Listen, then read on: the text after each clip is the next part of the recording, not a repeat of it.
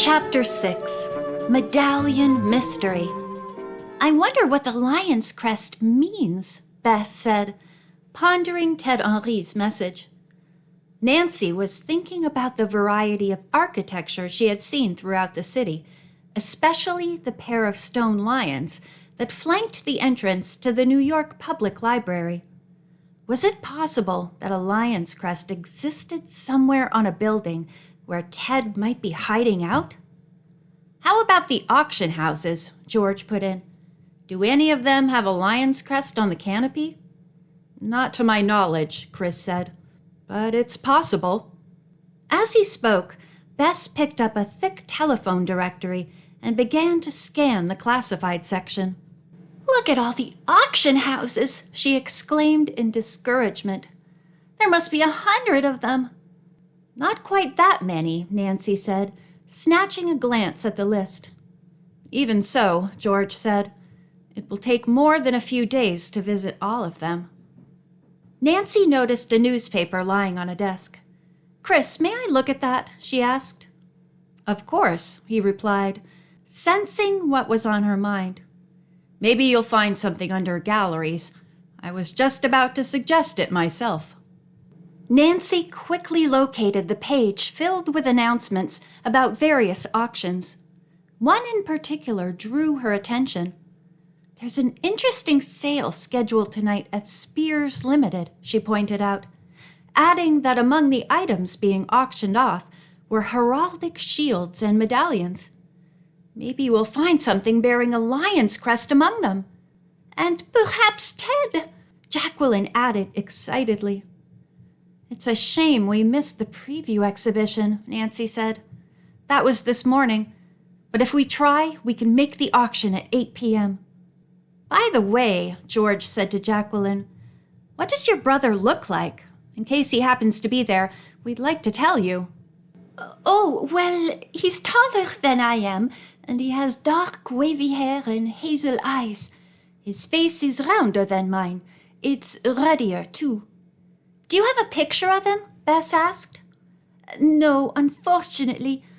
Only a childhood photograph, and I assure you we both have changed a lot since then." The model laughed, tossing back her mane of hair, letting the lamplight pick up highlights. Before the girls left, Bess whispered to Jackie out of earshot of her friends, and then jotted something on a piece of paper.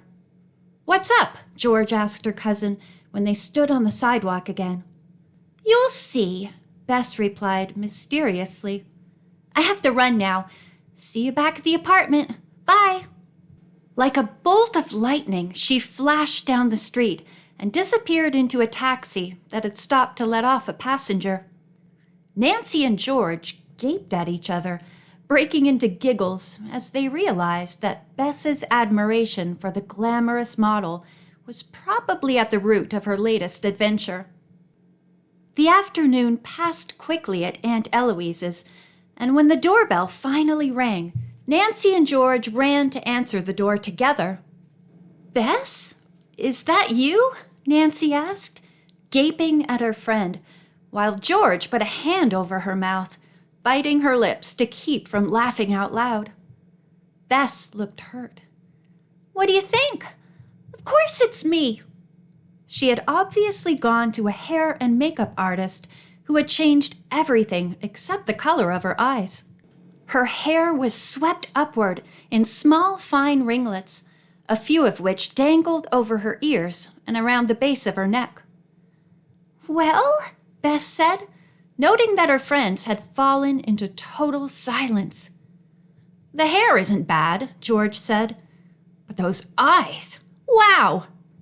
Nancy, too, was spellbound by the transformation. False eyelashes, curled thickly over Bess's own, appeared to be half an inch long. One had loosened, and Bess had carelessly stuck it back above the lid, making her look like a Paul Klee painting. "Did Jacqueline recommend this?" Nancy inquired. "Not this. Him," Bess said. "He's a wonderful hairstylist and makeup man. All the models go to him." She marched to a mirror in the living room, quickly observing the lopsided eyelash. Embarrassed, she hurried to adjust it, but it drooped down over the lower lid and came loose, leaving her with one set on and the other off. George roared as Bess turned around. She grimaced angrily at her cousin. "You're just jealous," Bess charged. "Jealous," George laughed and grabbed her camera, which she had left on a small table in the foyer. "I can't miss this one. Dave will love it." "Don't you dare!" Bess cried, tearing off the other set of lashes. But it was too late. Her cousin had already snapped a picture. "Here she is, folks, the new model of the year," George said gleefully, taking the finished print out of the camera. All through supper, neither of the cousins spoke to each other, which made Nancy and her aunt feel uncomfortable. "I like your hair, dear," Aunt Eloise complimented Bess, causing her to smile briefly. "Thank you very much," she said. "Please pass the salt, Nancy." That was the extent of Bess's conversation until they reached the auction house of Spears Limited. They noticed that most of the audience were holding catalogs, and Nancy hurried to a desk to purchase one. "Ooh, there are some gorgeous things in that book," Bess said to the others after glancing at someone else's brochure. Nancy quickly leafed through hers, pausing now and then to look at stunning color photographs of Old English silver and Oriental porcelain. "Go back a few pages," George said shortly.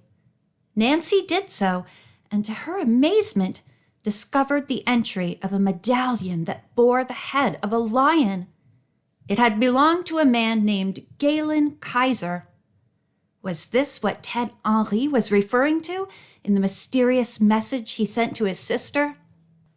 The girl detectives were careful not to discuss their find openly.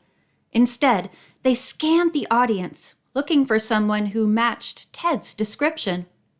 A couple of men came close to it, but one had a bulbous nose and the other a ring of pockmarks under his eyes. Jackie had not mentioned either of those characteristics. Then the auction started, and the girl's attention was drawn to a number of fine gold teacups.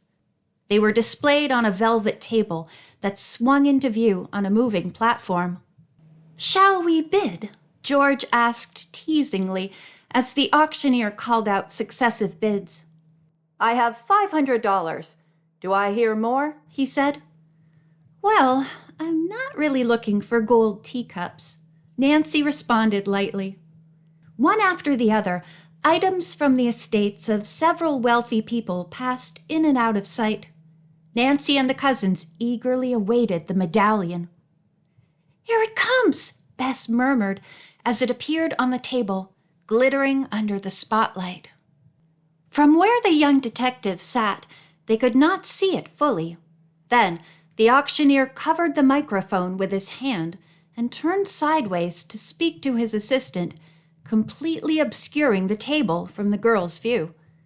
When he addressed the audience again, the young detectives were surprised to see that the medallion was gone. A small gold dish with a stand-up rim stood in its place. "Do you suppose the medallion was stolen?" Bess whispered to her friends, who did not reply.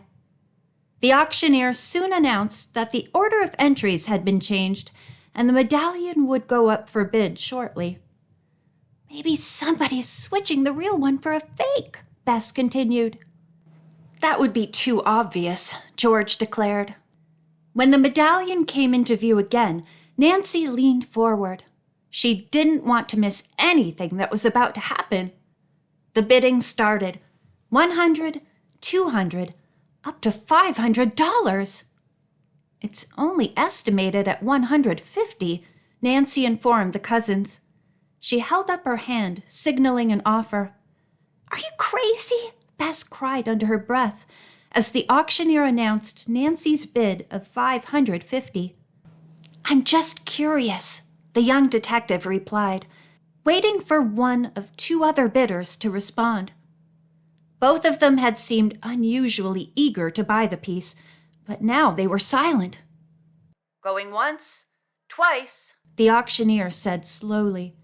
He held his mallet ready to pound on a desk. Panic-stricken, Nancy realized that she was about to become the proud owner of something she really didn't want. Not only that, she would have to drain her savings account to pay for it. End of chapter 6.